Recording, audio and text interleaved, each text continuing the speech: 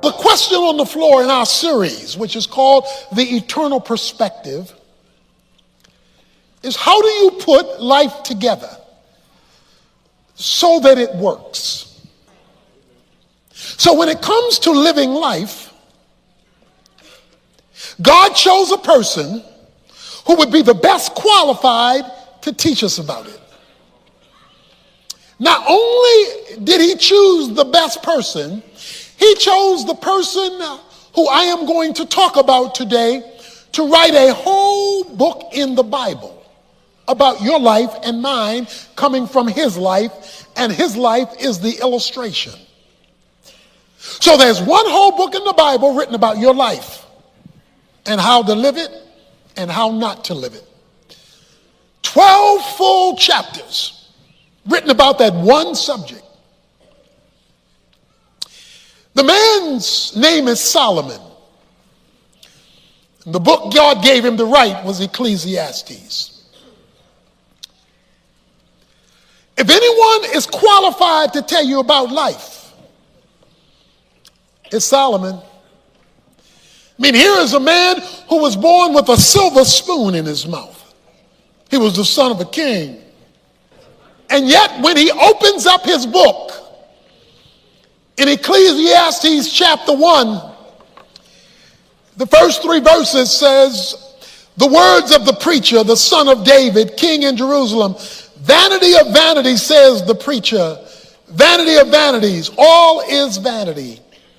What advantage does man have in all his work which he does under the sun?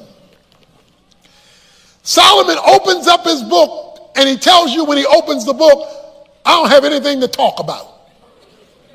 The word vanity means emptiness, worthlessness, that which is without purpose. He opens up his book talking about his emptiness. If any man shouldn't have been empty, should have been Solomon. He had everything you and I dream for, long for, and go after. And yet his first words is vanity of vanities, saith the preacher. All of life is vanity. Emptiness, purposelessness. And that's why we spend so much time trying to find something to turn us on, to light our fire, to give us a sense of worth, significance, and well-being. But wouldn't you know it? Soon as you look like you found it, you lose it. It's like when you score a touchdown in life, something crosses the goal line and you feel like, yeah. Looks like soon as that happens, somebody blows a whistle and calls the playback. So purposelessness is what Solomon wants to talk to you and me about. You know, people spend so much time trying to fake it to make it in order to at least give the impression I know who I am and what I'm doing. Life becomes meaningless and without purpose when it gets disconnected from God and eternity. The whole 12 chapters of the book of Ecclesiastes is about life under the sun. Under the sun means on earth, in time and space, where men live, work, play, raise families. That's life under the sun, where humanity operates. He says when your life under the sun gets disconnected from life above the sun, when your life, my life, our lives gets disconnected from God and an eternal perspective, you can expect to be able to say, as he says, vanity of vanity, saith the preacher. All is vanity. He takes us on a tour of his life. He gives us a sampling of how he tried to fill the hole that he was feeling deep down in his soul. A hole so big you could drive a Mack truck through it. Yet he wanted to get it filled. And so in chapter 2, he says, I said to myself, come now, I will test you with pleasure. He said, I'm a party. He said, I said to myself, let me test you, life. Let me find out what life is all about with a party. I mean, everybody likes a party. Everybody likes a jam. Everybody likes to be able to have a good time. He says, let me just have a good time. And so if I can have a good time, then I can feel alive. What did you do to have a good time? Because he says in verse 1, so go ahead and enjoy yourself. He says in verse 3, I explored with my mind how to stimulate my body. I wanted my body to feel something. I wanted to feel something. And so he says, I drank wine till I couldn't handle it anymore. I tested pleasure that would turn my body on so that I would feel this sense of life and purpose. He says, I sought pleasure. Notice his words. He says in verse 4, I enlarged works and I built houses for myself. I planted vineyards for myself. Verse 5, I made gardens and parks for myself. Verse 6, I made ponds of water for myself. Verse 8, I collected for myself silver and gold and treasures of kings and provinces.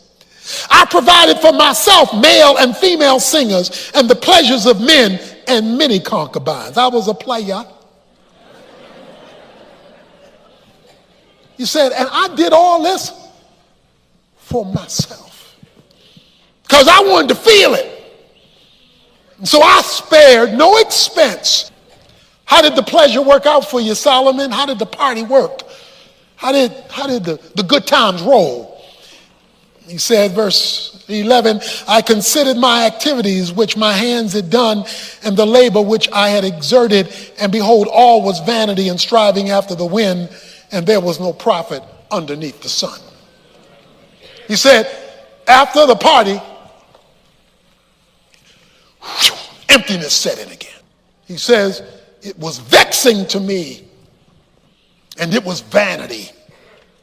Not because it wasn't fun. It just had no meaning attached to it. No purpose attached to it. He's talking about emptiness of life underneath the sun. That is, disconnected from God. So he tried something else. He said, I know what I'll do. I'll get me an edumacation.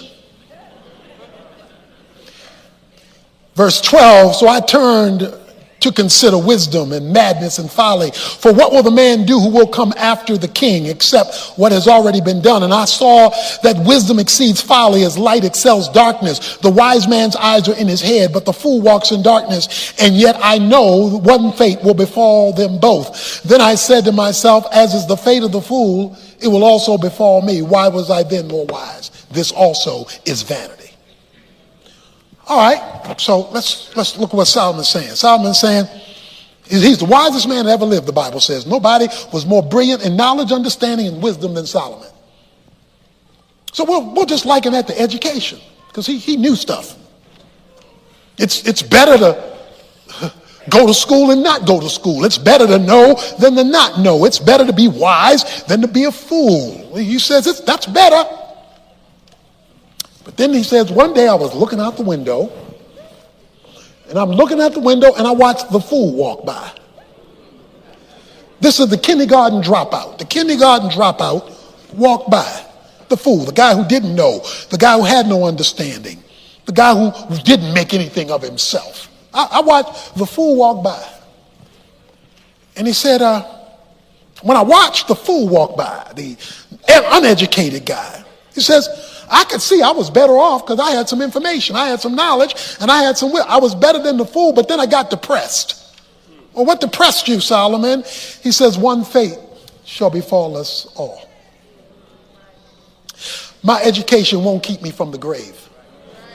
My degrees won't keep me from the grave.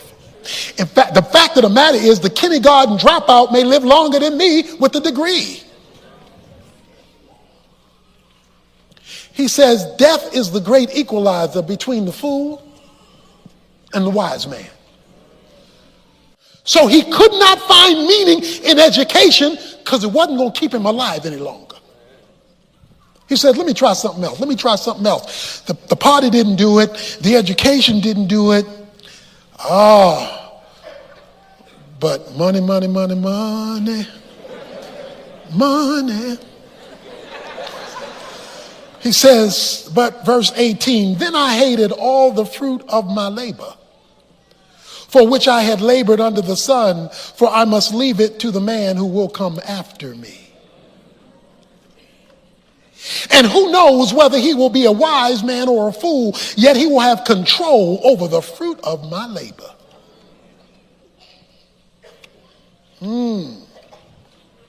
The fruit of my labor, that's your money and stuff money can buy. Okay? That's the stuff you can accumulate with money. Fruit of your labor, the productivity of your life. He said, I looked at all I accomplished. He's a mega billionaire. He says, and I'm going to leave it to the one who should come after me. And who knows whether the one who comes after me is going to value it like I valued it. That leads us to probably the most famous chapter in the book of Ecclesiastes, chapter 3. There's a time for this, and there's a time for that, and there's a time for this, and there's a time for that. Time to live, a time to die, a time to plant, a time to pluck, a time to laugh, a time to cry. He goes through this in the first half of chapter 3. There's a time, a time, a time, a time, a time, a time. What is he saying? He's saying, I got bad news for you. You live, I live, we live in a closed universe. Because soon as you find out there's something to laugh about, something else is going to happen to make you cry. Soon as you find some peace, something else is going to break up to turn it into war. You are locked into a closed universe and there is no escape. That's why people are looking for ways to escape, because they're trying to break out of this closed universe. Because they feel stuck and stymied in things they cannot control that makes life hold them hostage in a way that they do not want to be jailed. God, why are you doing this? Why are you doing this? Verse 9 of chapter 3, what profit is there to the worker from that which he toils? I have seen the task which God has given the sons of men with which to occupy themselves. God, why do you have me trapped in this thing called life when all I've got to look forward to is death? He helps us in verse 11. He has made everything appropriate in its time. He has also set eternity in their heart. Yet so that men will not find out the work which God has done from the beginning even to the end. I know that there is nothing better for them to rejoice and do good in one's lifetime. Moreover, that every man who eats and drinks sees good in all of his labor. It is the gift of God. I know that everything God does will remain forever. That there is nothing to add to it, and there is nothing to take from it, for God has so worked that men should fear him. God has boxed you and me in to time and space and made it so we can't break out of it to force us to him. He has set eternity in your heart. Now, you may not know it, but that longing for fulfillment, God said, is a longing for him. That longing for purpose is a longing for him. So he has set within time and space an empty spot that we try to fill with cheap substitutes in order to find meaning that can only be discovered in him, and he did it on purpose. He set eternity in your heart so that deep down where you live with you, unless you cover it over with fake stuff, there is this hole that only he can fill. So he wants life underneath the sun to get connected with life above the sun. He wants your human life to be connected with God and eternity. And to the degree that you connect eternity to time is to the degree you change vanity into victory. But as long as you disconnect it, you're trapped in something you cannot change. You are not living in the land of the living on your way to the land of the dying. You are living in the land of the dying on your way to the land of the living. So if you think this is it, you're going to live like this is it. If you know this is not it, then you will live as though it's not it, and you will find life in that approach. God doesn't mind you having fun as long as it doesn't exclude him. He doesn't mind you. He says to enjoy life. It is a gift of God. Don't misread that. He says life is a gift of God. Let me tell you what it doesn't say. Life is God. Life is a gift from God. It's never to become God. So the moment you make life a God instead of a gift from God, you make your life an idol that competes with God. So many people live their lives as though your life is God, and God will never respect idolatry, even if the idol is yourself.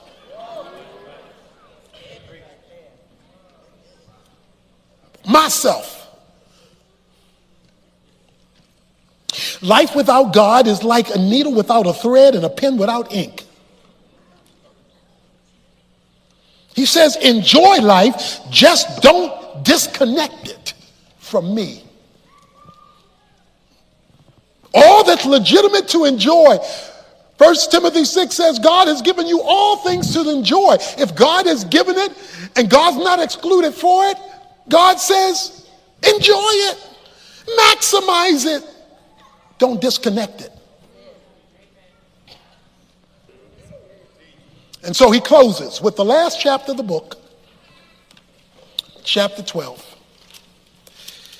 And for those of you under 40, I want you to pay close attention to this, you teenagers here under 40, because 40 was the generational switch in the Bible. Once you hit 40, you are now in the next generation, which means a bunch of y'all are going downhill. Okay? If you're over 40, you're heading south. Okay? He says in chapter 12, the book of Ecclesiastes, verse 1, remember your Creator in the days of your youth, before the evil days come and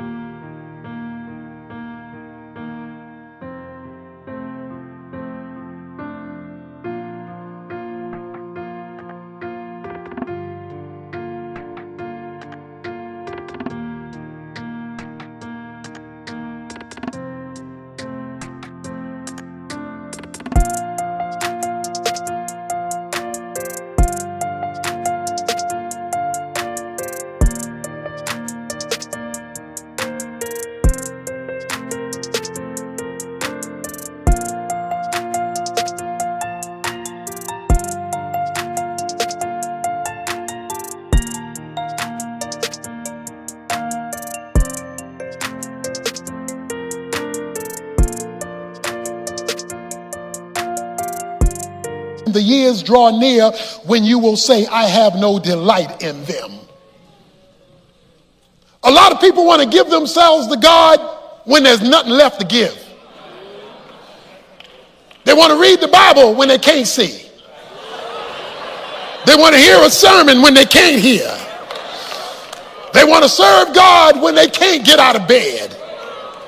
Because he spends the chapter talking about body parts wearing out. He talks about eyes going dim and ears that can't hear and legs that can't walk and arms that can't grab. Now you old and you want to give yourself to God. He says, remember your Creator when you still have eyes and ears and legs and tongue and mind and strength.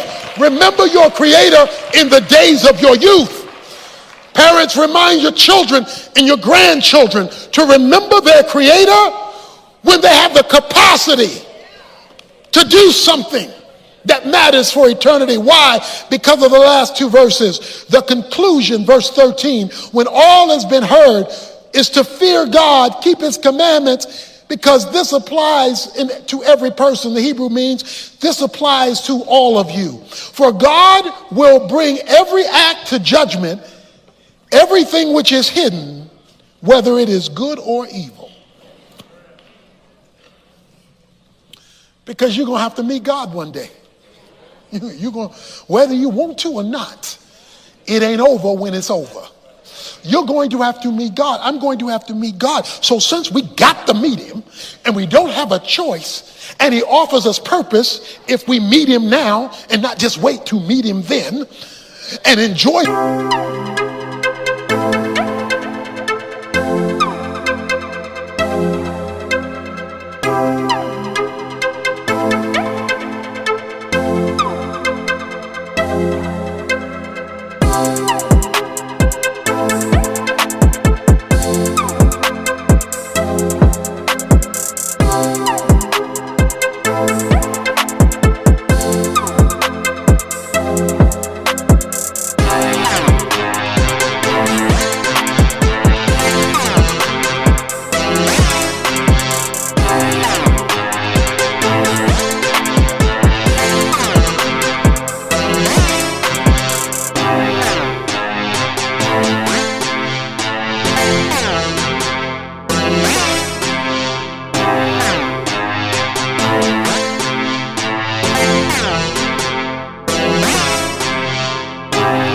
The good things that he's given us along the way, he says you can have victory and not vanity.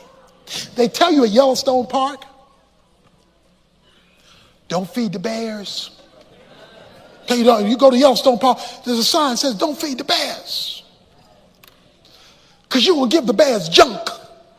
They're going to lose their ability to eat from the natural habitat that they are living in every day, because they keep looking for the junk, the sweets. They keep looking for the cotton candy. They keep looking for the peanuts. They keep looking for the touristy stuff. So when the tourists are gone, they don't know how to live in their natural habitat. So don't feed the bears. Look, don't let the world out there feed you and trick you so that you no longer can live as God wants you to live. You can't get rid of the tourists. They're all going to show up, but you can decide what you're going to eat and what you're not going to eat. Reggie Jackson had a nickname, a famous baseball player. His nickname was Mr. October. Everybody knew him as Mr. October, because in October, the boy would show off. I remember sitting there at a World Series and watched him hit 4 home runs in one game. I was watching 4 home runs in one game. Mr. October showed out. A news reporter came to him after the game and said, "Why, Reggie Jackson, are you so good in October?" Reggie Jackson said, "Simple. Because I begin in the preseason in February to play with October in mind. So even though I'm in February, my mind is on October.